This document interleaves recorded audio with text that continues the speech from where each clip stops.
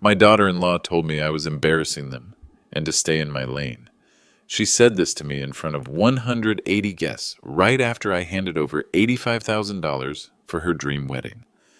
I'm Harry Thompson, 61 years old, and I've been fixing broken toilets and mopping floors at Lincoln Elementary for 23 years. To Ashley, I was the pathetic janitor who'd somehow scraped together wedding money. What she didn't know? While begging resort staff for honeymoon upgrades, she was talking to my employees about my property. The luxury resort she was desperate to impress? I own it. $2.8 million. Bought it with cash. But that's just one property.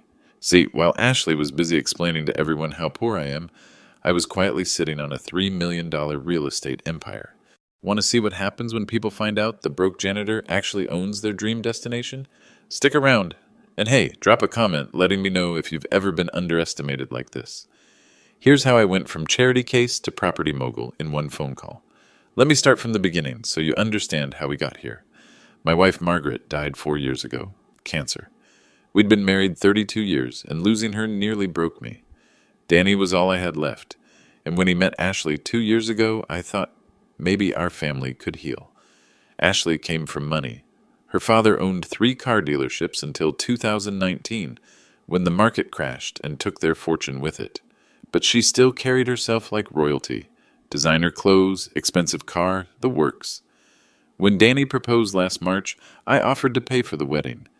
Not because I had to, because I wanted to. Danny's a high school science teacher making $42,000 a year. Toot. Ashley works marketing for some boutique firm. Together, they couldn't afford the kind of wedding Ashley dreamed about. "Dad, you don't have to do this," Danny said when I handed him the cashier's check. Check number 4429851 from First National Bank. $85,000 written in my careful handwriting. "It's what your mother would have wanted," I told him. And it was true. Ashley's reaction was different. She looked at the check like it was contaminated. "Where did you get this kind of money?" she asked. "I've been saving," I said simply. She exchanged a look with Danny. That look said everything. How does a janitor save $85,000? I drive a 2018 Ford F-150 with 142,000 miles on it. I live in the same 1,200 square foot ranch house I bought in 1998 for $180,000. I wear Carhartt work jackets and Timberland boots that I replace every 4 years, whether they need it or not. To someone like Ashley, I looked exactly like what I was supposed to look like. A working man who'd scraped together every penny for his son's happiness. The truth was more complicated. After Margaret's funeral, I got a $250,000 life insurance payout. But that wasn't my real money. That wasn't why I could write an $85,000 check like it was grocery money. For 25 years, while I fixed broken toilets and mopped cafeteria floors, I'd been buying rental properties. Started with a duplex in 1999. Used the rental income to buy another, then another. By the time Ashley came into our lives, I owned 15 properties scattered across 3 counties. Not mansions, working-class rentals. 2-bedroom homes for young families, small apartments for college students, a few commercial spaces downtown. Nothing flashy. Everything practical. The properties generated about $28,000 a month in rental income. After taxes and maintenance, I cleared about $20,000 every month for 15 years. I didn't live like a millionaire because I wasn't trying to impress anyone. I lived like a janitor because I was a janitor who happened to own $3.2 million in real estate. But Ashley didn't know any of this.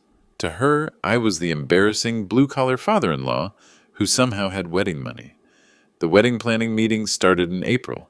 Ashley took charge immediately. "Harry, we appreciate your contribution," she'd say, always using my first name instead of Dad. "But Danny and I will handle the actual decisions." I didn't mind. I wanted them to have their dream wedding. But the comments started early. At the venue walkthrough, the wedding coordinator mentioned the budget. $85,000 is quite generous," she said to me. "You must be very proud." Ashley laughed. "Oh, Harry's been saving his pennies for years." "Haven't you, Harry?" The wedding coordinator looked confused. Ashley kept talking. "He's the maintenance supervisor at the elementary school. You know how those government jobs have good retirement plans?" I wasn't retired. I was 61 and still worked every day because I loved helping those kids. But Ashley painted me as some charity case who'd emptied his 401k for her wedding. At the caterer's office, it happened again. The father of the groom is covering the full amount, Ashley announced. He's been planning this for decades, apparently. She made it sound like I'd been hoarding money in coffee cans. During the cake tasting, the baker asked about our budget. Well, Harry here managed to scrape together enough for a decent cake, Ashley said, patting my shoulder like I was a dog. We're grateful he could make it work. Danny didn't say anything. He looked uncomfortable, but he didn't defend me. That should have been my first warning. The dress shopping trip was the worst. Ashley insisted I come along, said she wanted both fathers there. Her dad had lost most of his money, but he still dressed the part. Expensive suit, gold watch, the works. This is Danny's father, Ashley told the boutique owner. Harry's been so generous with the wedding fund. The woman smiled politely. How wonderful. What do you do, Harry? I work at the elementary school, I said. He's the janitor, Ashley corrected. Been there forever. Very dedicated to his mop and bucket. She laughed like it was the funniest thing in the world. The boutique owner's smile got tighter. Ashley's father looked at his shoes. That night, I called my sister-in-law, Ruth. She'd been Margaret's maid of honor 32 years ago, and she knew about my properties. She'd been a bank president for 20 years before retiring.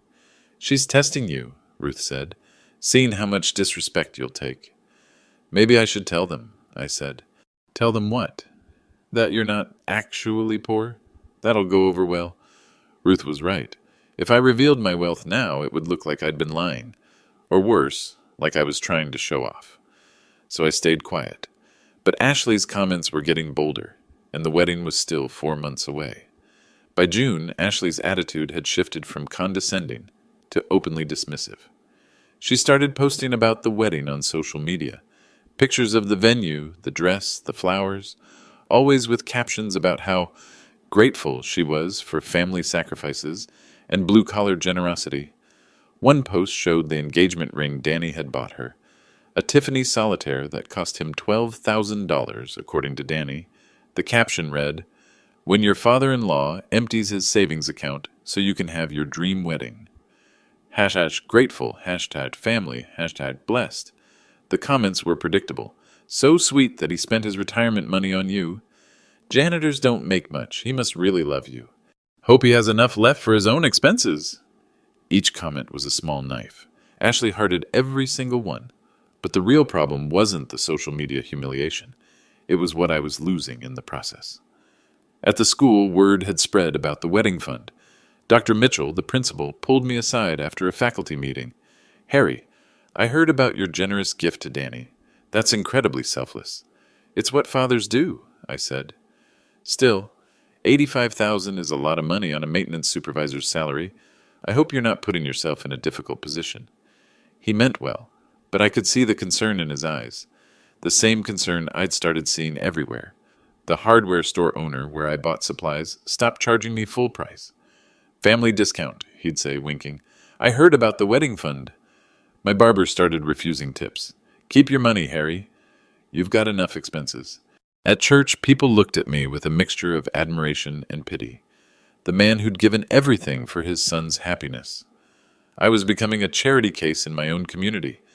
But the worst part was Danny's reaction when I tried to talk to him about Ashley's behavior. "Dad, she doesn't mean anything by it," he said. "That's just how she talks. She introduced me as just a janitor to her college friends." "You're a janitor, Dad." There's nothing wrong with that. He was missing the point. I wasn't ashamed of my work. I was tired of being treated like a second-class citizen in my own family. "Your mother wouldn't have tolerated this," I said. Danny's face hardened. "Don't bring Mom into this." Ashley's not Mom, and she doesn't have to act like Mom. That stung, because he was right. Ashley wasn't Margaret. Margaret had married a poor man and built a life with him. Ashley was marrying a poor man and expecting someone else to pay for her lifestyle. In July, Ashley's parents invited us to dinner at their house. Even after losing their money, they lived in a 4,000-square-foot colonial in the expensive part of town.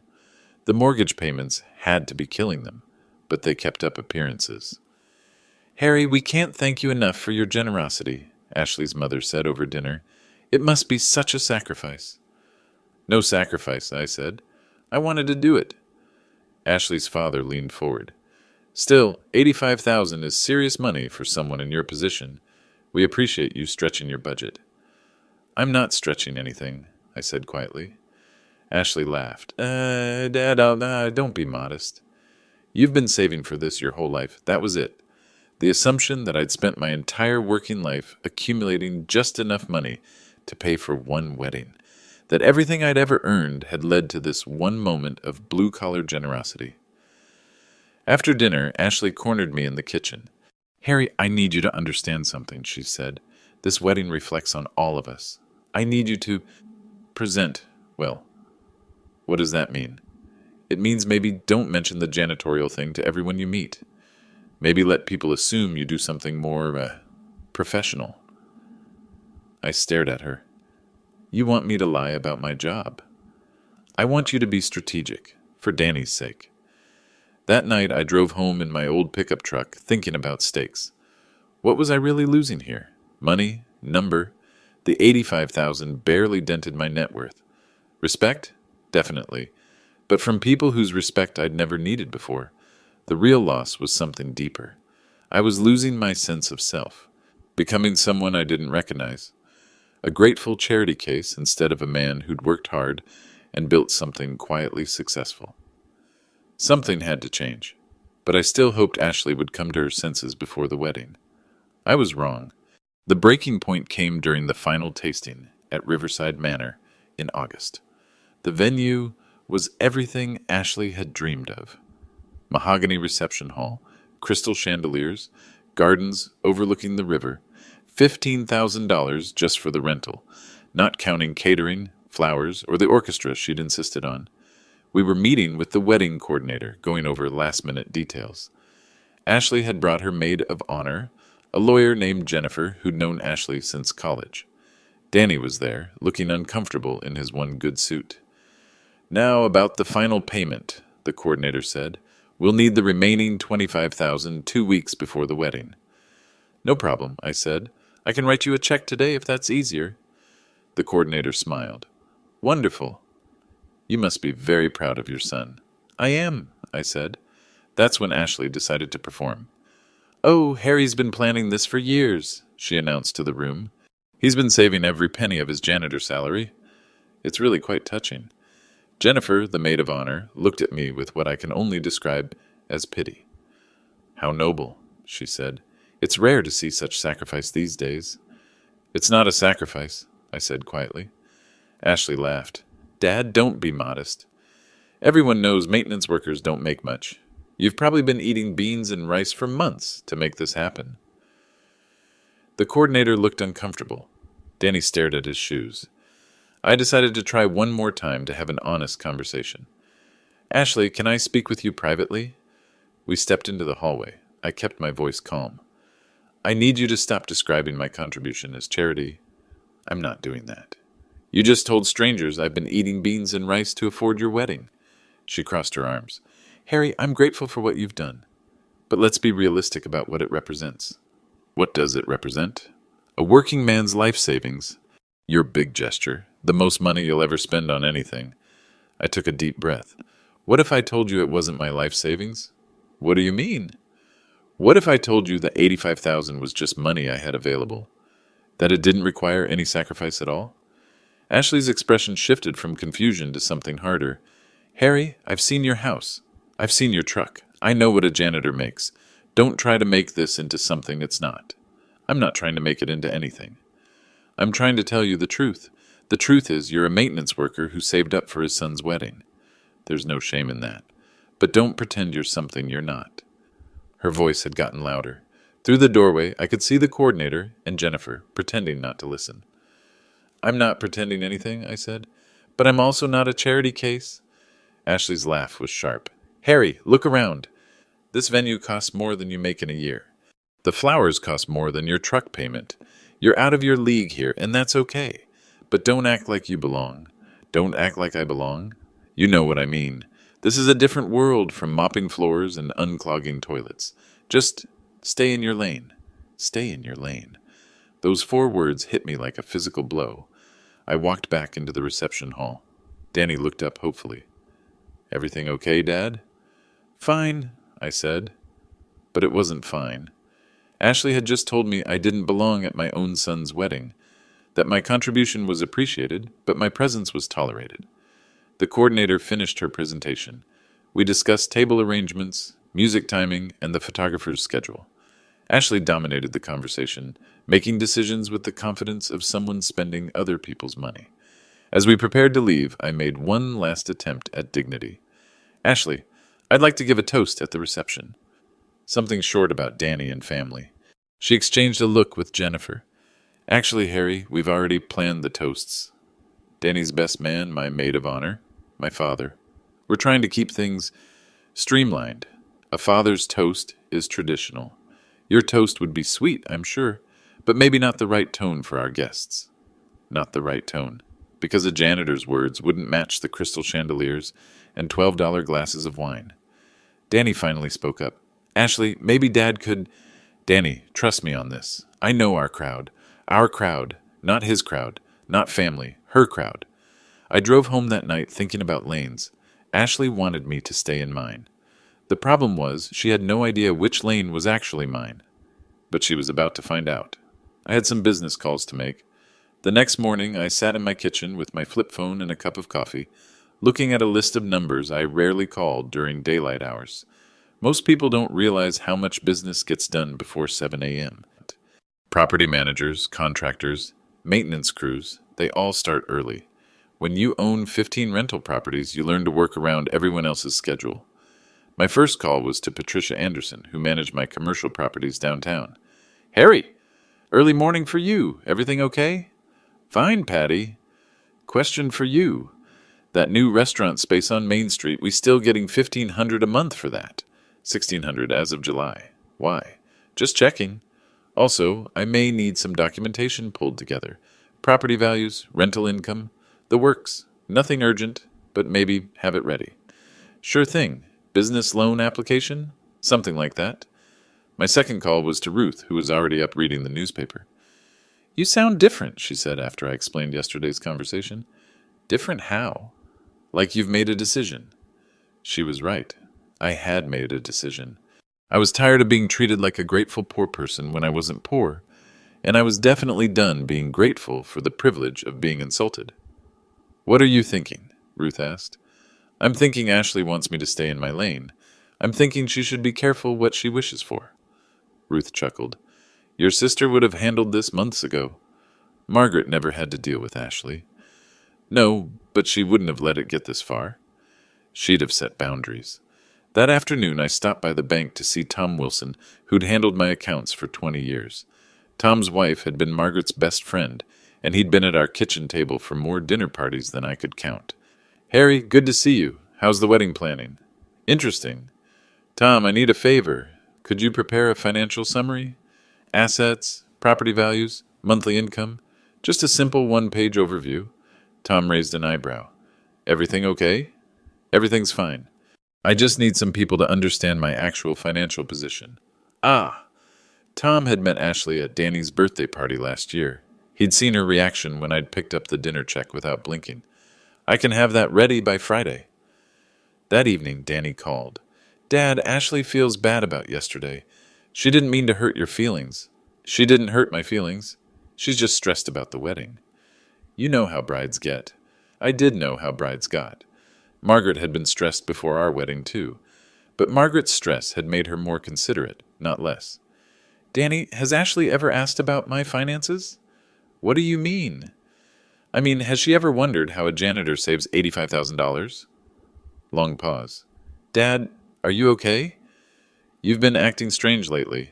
I'm fine, answered the question. She assumes you've been saving for a long time. Maybe you had some help from Mom's life insurance.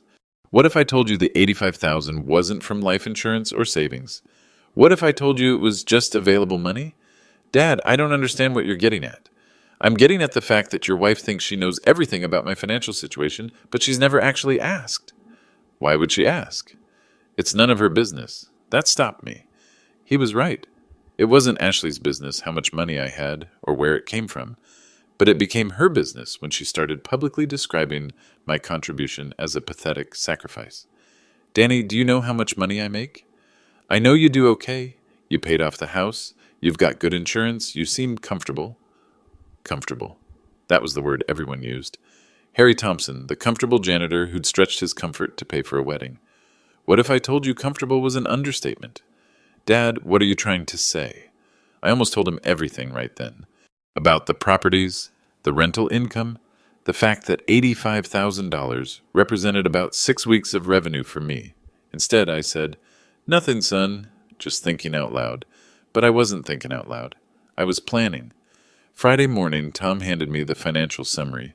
1 page, bullet points, very clear numbers. Total property value, $3.2 million. Monthly rental income, $28,000. Net worth after debts and mortgages, $2.1 million. I folded the paper and put it in my wallet. The wedding was 3 weeks away. The rehearsal dinner was held at Ashley's parents' country club, a place where the monthly dues probably exceeded my official salary. Ashley had insisted on a formal dinner, even though Danny had wanted something casual. 80 people, including her college friends, his teacher colleagues, and both sets of family. I wore my best suit, the one I'd bought for Margaret's funeral. Navy blue, nothing fancy, but it fit well and was appropriate for the occasion. Ashley wore a $500 dress and her grandmother's pearls. She looked beautiful, which made what happened next even more painful. The evening started normally. Cocktails, small talk, everyone being polite. I talked to Dr. Mitchell about the new playground equipment the school was installing. I chatted with Danny's college roommate about his new job in Columbus. Then came the toasts. Ashley's father went first, talking about watching his daughter grow up and how proud he was of the woman she'd become. Sweet, appropriate, exactly what a father should say. Danny's best man went next, sharing funny stories about their friendship and making everyone laugh. Then Ashley stood up. I wanted to say a few words about family, she began, and about the incredible generosity we've experienced while planning this wedding. I should have known where this was going. Some of you know that Harry, Danny's father, has made this entire celebration possible. He's funded our dream wedding out of his own pocket. Polite applause around the room. What makes this even more special is understanding the sacrifice this represents. Harry works as a maintenance supervisor at Lincoln Elementary. He's been there for 23 years, mopping floors and fixing broken things. More applause, but I could feel the energy in the room shifting. People were looking at me with that familiar mixture of admiration and pity. Harry could have used this money for his retirement, or for a new truck, or for any number of things. Instead, he chose to give his son the wedding of his dreams. She raised her glass. To blue-collar generosity. To fathers who put their children first. To Harry Thompson, who proves that the size of your paycheck doesn't determine the size of your heart. The room erupted in applause. People were smiling at me, nodding approvingly. Dr. Mitchell gave me a thumbs up. Danny looked emotional, but I felt humiliated. Ashley had just announced to 80 people that I was a poor janitor who'd emptied his savings account for her wedding. She'd made me into a charity case in front of my son's friends, my colleagues, and her entire social circle. After the applause died down, Ashley's college roommate, a woman named Victoria, who worked for some investment firm in New York, leaned over to me. That was so moving, she said. It must be wonderful to have something so important to spend your life savings on. It wasn't my life savings, I said quietly. She looked confused. Oh, I thought Ashley said. Ashley assumed. Before Victoria could respond, Ashley's maid of honor, Jennifer, tapped her wine glass for attention. I'd also like to say something about generosity, Jennifer announced. Working in family law, I see a lot of financial disputes, but I've never seen anything as selfless as what Harry has done. She turned to look at me directly. Harry, you represent everything that's right about American values. Working hard, living modestly, and sacrificing for family. In a world of people who spend money they don't have on things they don't need, you saved money you did have for something that truly matters. More applause. I felt like I was being buried alive under their praise. Jennifer wasn't finished. I did some research because I was curious about the numbers. The median salary for a school maintenance supervisor in Ohio is about $45,000. After taxes, housing, and basic living expenses, saving $85,000 probably took Harry 15 to 20 years of incredibly disciplined budgeting. The room was silent now, hanging on every word. That means Harry started saving for this wedding when Danny was in elementary school. Long before he even met Ashley, he was setting aside money for a future daughter-in-law he hadn't met yet, for a wedding that was just a distant possibility. People were getting emotional. I saw several women wiping their eyes. That, Jennifer concluded, is what unconditional love looks like. The standing ovation lasted almost a minute. I sat there, trapped in my chair, while 80 people celebrated my imaginary poverty and fictional sacrifice. They were applauding a story that wasn't true, about a man who didn't exist. The worst part was seeing Danny's face. He was crying. Actual tears of pride and gratitude for his father's incredible sacrifice. After the applause finally stopped, Ashley's mother stood up. "Harry, I know this might be presumptuous, but I'd like to help you with something." "Oh, no. My husband still has connections in the automotive industry. If you need a more reliable vehicle, something newer and safer, I'd be happy to make some calls. A man who's given so much for his family deserves to drive something dependable." The offer was meant kindly. She was trying to help the poor janitor who'd spent his retirement money on her daughter's wedding. But it was the final straw. I stood up slowly, and the room went quiet. "Thank you," I said. "That's very kind. But I'm comfortable with my current situation." Ashley's mother smiled. "Of course you are. You're a very dignified man, but dignity doesn't pay for car repairs." She meant well. They all meant well. But they were offering charity to a man who owned more property than most of them would accumulate in their lifetimes. I looked around the room at all the concerned, sympathetic faces. These people had just spent 10 minutes celebrating my poverty and planning my financial rescue. Tomorrow was the wedding. In front of 180 guests, Ashley was going to continue this performance. She was going to present me as the grateful, poor father who'd given everything for his son's happiness, unless I stopped her. I pulled out my phone and scrolled to Patricia's number. "Excuse me," I said to the table. "I need to make a quick business call."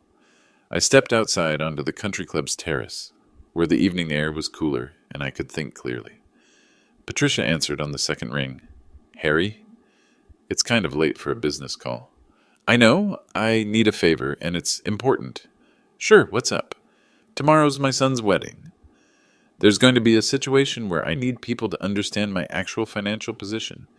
Can you put together a portfolio summary, something official looking that shows property values, rental income, the works?" "Of course. How official are we talking?" "Official enough that it would impress lawyers and investment professionals." Patricia had been managing properties for 20 years. She understood immediately. "Someone's been underestimating you." Something like that. "I can have everything ready by morning. Property deeds, income statements, market valuations."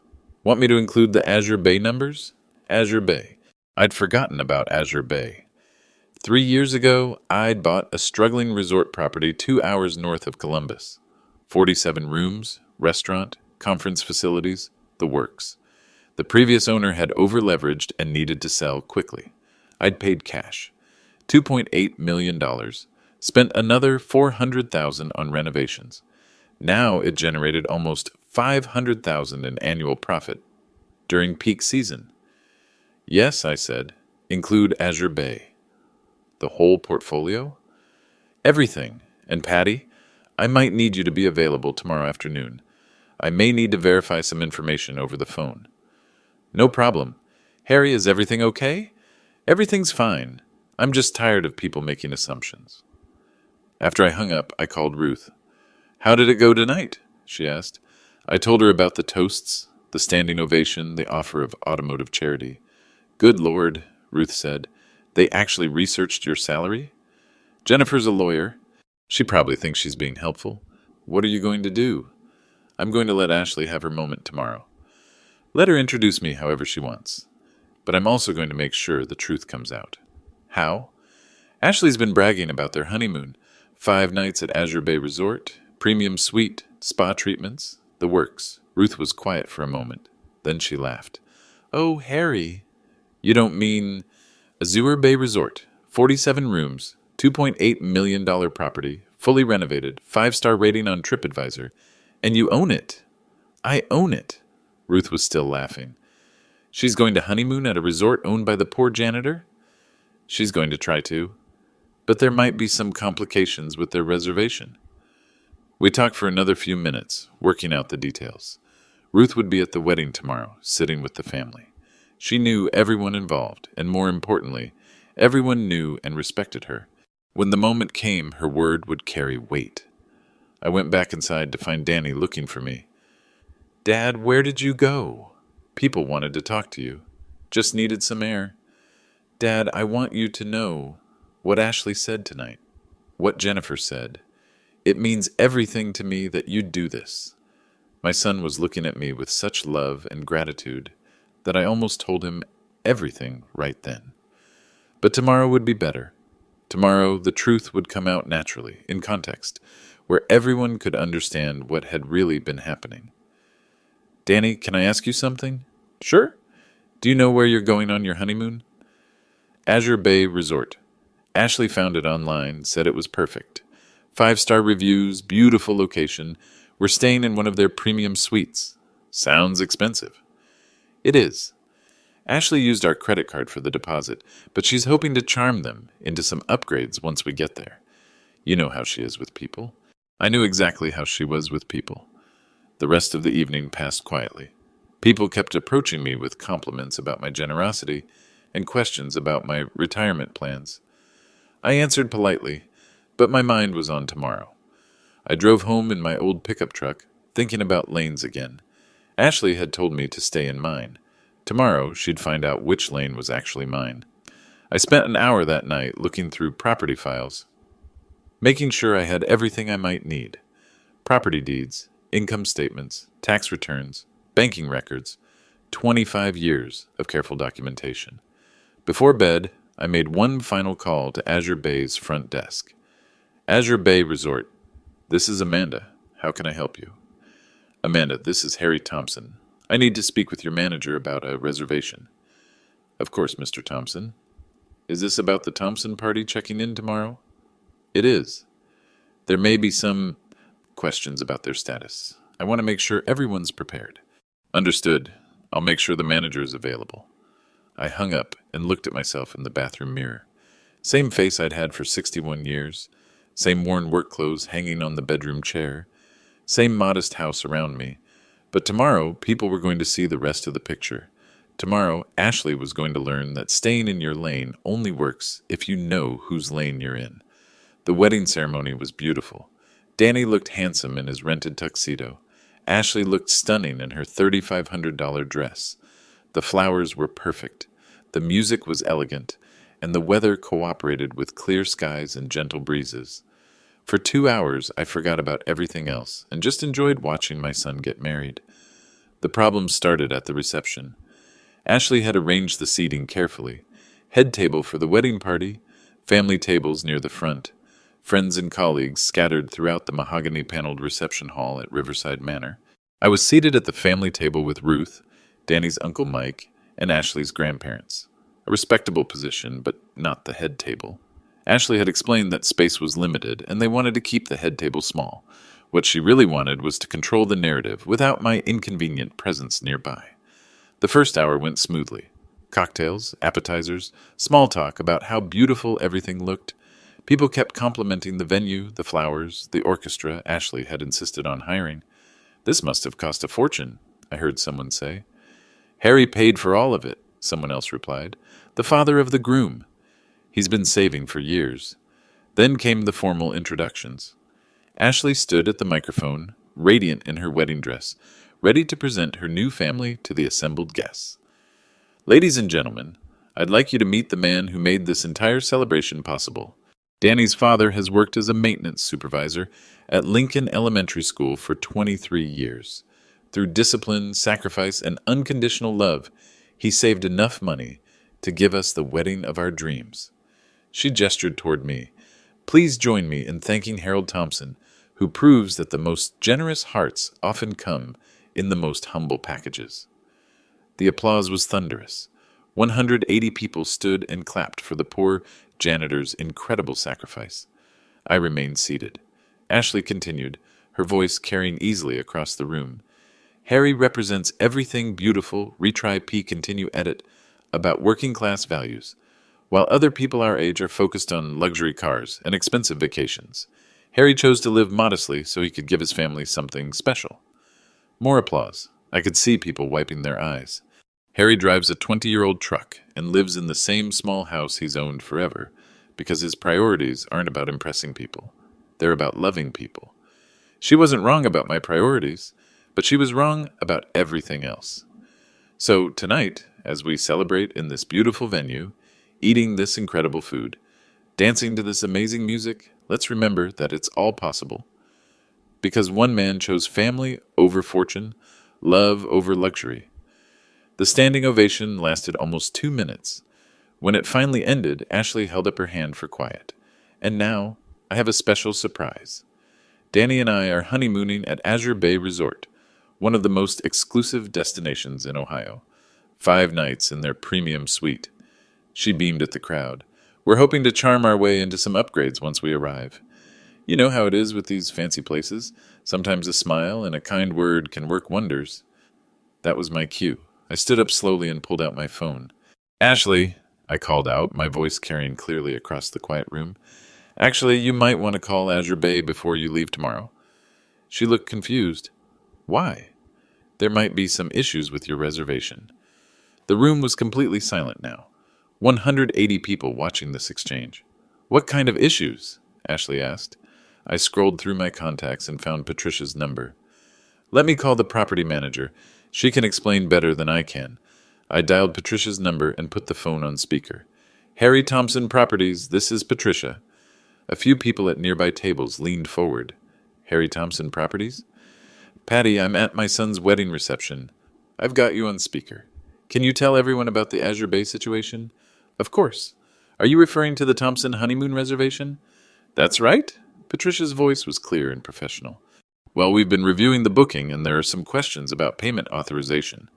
The reservation was made with a credit card, but given the premium suite upgrade requests, we need to verify the guest's relationship to the property owner. Ashley's face had gone pale. Property owner? Yes, Patricia continued. Azure Bay Resort is privately owned. The owner prefers to approve all premium accommodations personally. Who's the owner? Ashley asked, though I could see in her expression that she was beginning to understand. Harold Thompson. He purchased the property 3 years ago. 47 rooms, full-service spa, conference facilities. Beautiful place. Mr. Thompson has invested quite a bit in renovations. The reception hall was dead silent. Ashley stared at me. You own Azure Bay Resort? I do. But you're a janitor. I'm also a property investor. I own 15 rental properties across 3 counties, plus Azure Bay. Ruth stood up from our table, her voice carrying the authority of a former bank president. For those who might be wondering about the numbers, she said, Harry's portfolio is valued at approximately $3.2 million. His monthly rental income exceeds most people's annual salaries. Dr. Mitchell, my principal, was staring at me with his mouth open. Ashley's maid of honor, Jennifer, who'd researched my salary so thoroughly, looked like she'd been slapped. But your house, Ashley stammered, your truck, your clothes, are exactly what I need them to be, I said calmly. I live modestly because I choose to, not because I have to. Then why didn't you tell us? Because you never asked. You assumed. You researched my official salary, but never wondered about any other income. You decided I was poor and treated me accordingly. The room was buzzing now, people whispering to each other, trying to process this information. Ashley's father stood up at his table. Harry, if this is true, then why did you let us think? I let you think what you wanted to think. Your daughter introduced me as just a janitor and described my wedding contribution as a pathetic sacrifice. I tried to correct her privately, but she told me to stay in my lane. I looked directly at Ashley. You wanted me in my lane. Well, my lane includes owning the resort where you're planning to spend your honeymoon. Patricia's voice came through the phone speaker again. Mr. Thompson, should I go ahead and confirm the reservation? The premium suite is available, and given the family connection, I can authorize the upgrade requests. All eyes were on me. This was the moment where I could either be gracious or petty. where I could show real class or sink to Ashley's level. Confirm the reservation, I said. Authorize all upgrades. Full spa package, room service, whatever they want. It's a wedding gift. Relief flooded Ashley's face. Then I continued. But I want it clear that this gift comes from a property owner to his son and daughter-in-law, not from a charity case to his social betters. The message was unmistakable. I was still being generous, but I was no longer being grateful for the privilege of being insulted. The reception hall buzzed with conversation as people processed what had just happened. I watched the social dynamics shift in real time. Dr. Mitchell approached our table first. Harry, I had no idea. All these years, you've been the same person I've always been, I said. I fix broken things at the school because I enjoy helping kids. The money was never the point. But $3.2 million? How? Ruth answered for me. 25 years of smart investing. Harry bought his first rental property in 1999 and never stopped learning. He understands real estate better than most professional investors. More people were gathering around our table now. Ashley's college friends, the ones who'd looked at me with pity an hour ago, were suddenly very interested in hearing about my investment strategy. Mr. Thompson, said Victoria, the investment professional from New York, I have to ask, what's your approach to property acquisition? An hour ago, she'd been explaining my financial limitations to me. Now she wanted investment advice. Buy what you understand, I said simply. I understand working-class neighborhoods, starter homes, properties where regular people want to live. I don't buy mansions or commercial complexes. I buy houses that remind me of the one I grew up in. And the resort was a distressed property. Previous owner, over-leveraged, needed to sell quickly. I had cash available. $2.8 million in cash? After 20 years of rental income, yes. The conversation continued, but I was watching Ashley across the room. She was standing near the head table, surrounded by her wedding party, but she looked isolated. Her maid of honor, Jennifer, kept glancing in my direction with an expression I couldn't quite read. Danny appeared at my elbow. Dad, we need to talk. We stepped out onto the venue's terrace, the same spot where I'd made my phone calls the night before. Why didn't you tell me? He asked. Tell you what? That you're rich, Dad. That you own all these properties. That you didn't actually sacrifice anything for the wedding. I sacrificed plenty for this wedding, just not money. Danny was quiet for a moment, looking out over the river. I don't understand why you kept it secret. I didn't keep it secret. I just didn't announce it. And there's a difference. But I let people think whatever they wanted to think. Your wife decided I was a poor janitor who'd scraped together wedding money. She never asked about my finances. She just assumed. She's embarrassed, Dad. She should be embarrassed. She spent 6 months publicly describing my generosity as pathetic charity. She told her friends I'd been eating beans and rice to afford her wedding. Danny leaned against the terrace railing. So this was all, what? Some kind of lesson? This was me finally getting tired of being treated like a second-class citizen in my own family. We stood in silence for several minutes. Inside, I could hear the band playing, people laughing, the normal sounds of a wedding reception. What happens now? Danny asked. Now you go enjoy your wedding. Tomorrow you go on your honeymoon to a very nice resort that I happen to own. After that, we figure out how to be a family that treats each other with respect. And Ashley? Ashley learns that assumptions can be expensive. We went back inside to find the reception in full swing, but the energy had changed. People were still celebrating, but there were undercurrents of conversation that hadn't been there before. I overheard fragments as I moved through the room. Never would have guessed. Been sitting on millions this whole time. Makes you wonder what else we don't know. At the bar, Ashley's father cornered me. Harry, I owe you an apology. We made assumptions about your financial situation. You made the assumptions your daughter encouraged you to make. He winced. Ashley's been through a lot since we lost our money. Sometimes she overcompensates. By treating other people like charity cases? She didn't mean it that way. She meant it exactly that way. She told me I didn't belong in her social circle. She said I should stay in my lane. Ashley's father looked uncomfortable. What can we do to make this right? Treat people based on their character, not their bank statements. Around 9 o'clock, Ashley finally approached me. She looked beautiful, but shaken. Harry, I need to apologize. You do. I made assumptions. I was wrong. You were wrong about more than assumptions. You were wrong about how you treat people. Her eyes filled with tears. I never meant to hurt you. But you did hurt me. For 6 months, you described my contribution to your wedding as a pathetic sacrifice by a poor old man. You made me into a charity case in front of my friends, my colleagues, my community. I didn't know. You didn't want to know. You saw what you expected to see and never looked deeper. How can I fix this? I looked at my new daughter-in-law, standing there in her expensive wedding dress, finally understanding that the world wasn't quite what she'd thought it was. You can start by treating people with respect, regardless of what you think they're worth.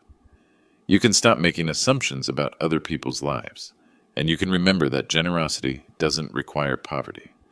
Will you forgive me?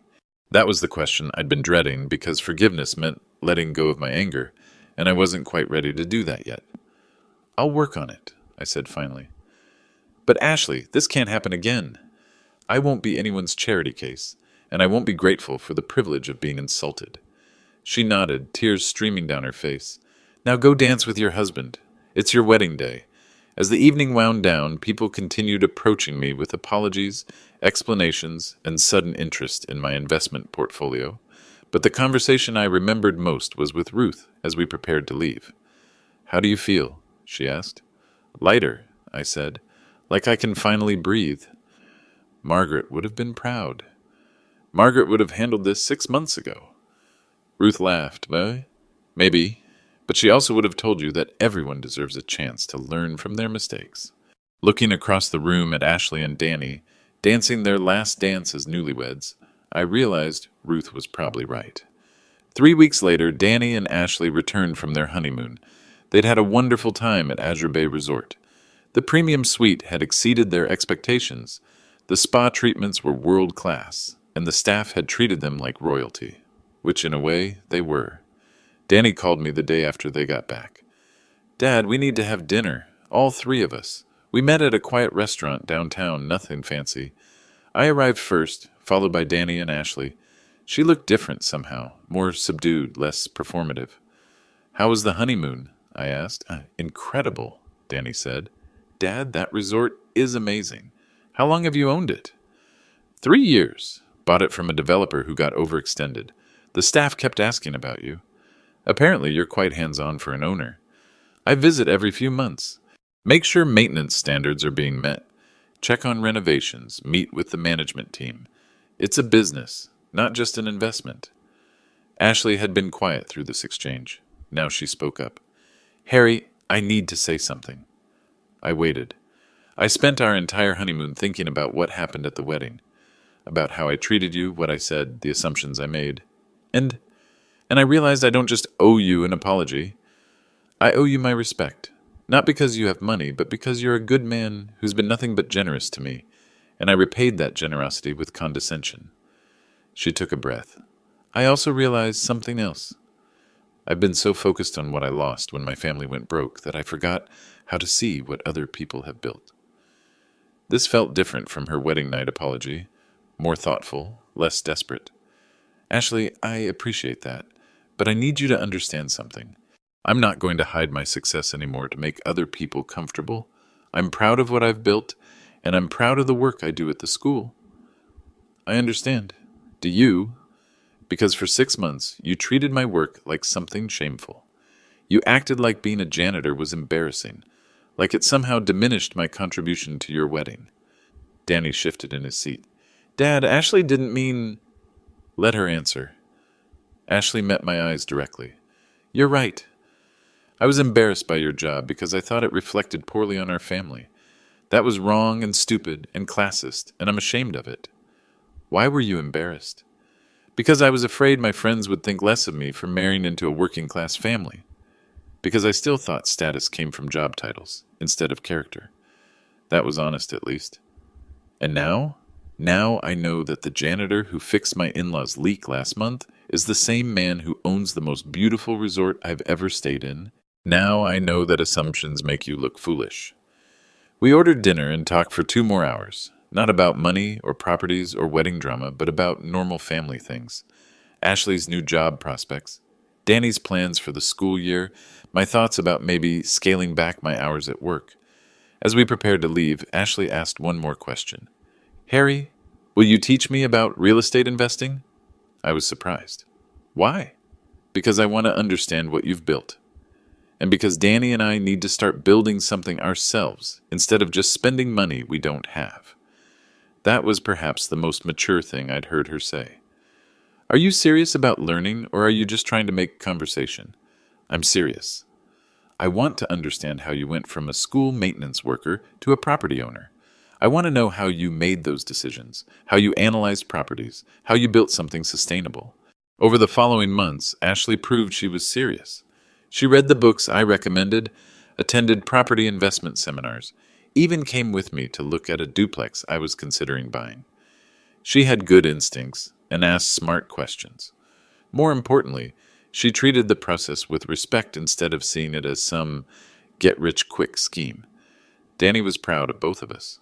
His wife was learning to build wealth instead of just spending it, and his father was finally sharing the knowledge he'd accumulated over 25 years. The three of us developed a new dynamic. Not the grateful poor father and his social climbing daughter-in-law, but a family of adults who respected each other's contributions and supported each other's goals. I never did tell Ashley about the other properties I owned or the full extent of my net worth. That information would come gradually, as she proved she could handle it responsibly. But I did tell her something else. Ashley, the most important thing I've learned is that wealth isn't about impressing people. It's about having choices. The choice to be generous without sacrifice. The choice to take risks without fear. The choice to stay in your lane or change lanes entirely. She smiled. And the choice to correct people when they tell you to stay in a lane that isn't yours. Exactly. If you're watching this and you've ever been underestimated because of your job, your appearance, or your circumstances, remember this. People's assumptions about you aren't facts about you. Stay humble, but don't stay silent when humility becomes humiliation. Sometimes the quietest people hold the biggest surprises.